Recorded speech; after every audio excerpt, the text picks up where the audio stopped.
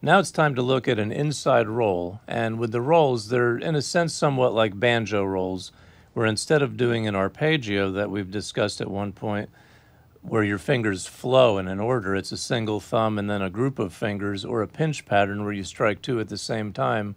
In the case of these rolls, the inside roll, we're playing a thumb, a middle finger, and then we use our thumb again, and then a different finger. So for this, with a C chord, we'll be trying thumb, middle, thumb, index, and you'll notice that your thumb is playing different strings, 5 and then 4, and your middle is playing a string, and then your index is playing another string.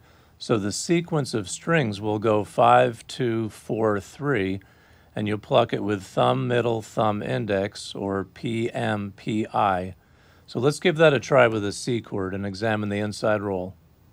All right, so with the inside roll, we have our thumb on 5, our middle finger or M on 2, then our thumb down to 4, and then our index on 3. And it's just a simple alternating bass.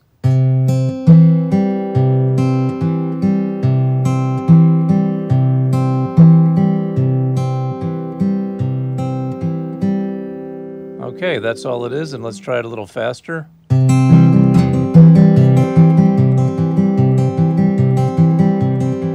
Something you might want to try and do is speed it up and then slow it down.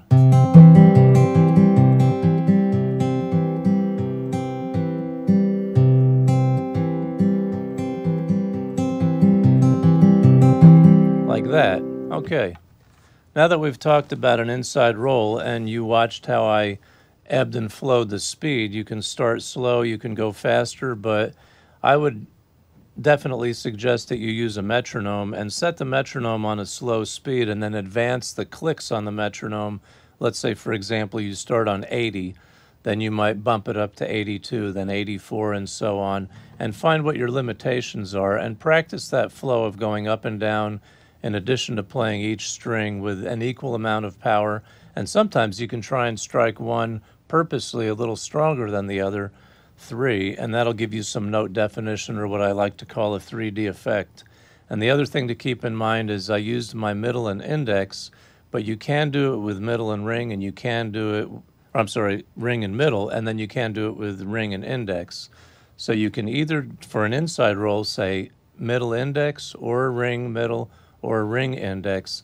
And the reason I call that an inside roll is if you look at the strings and you have 5, 2, 4, 3, your hand is closing in on itself, which is the opposite of a forward roll, which we'll cover another time.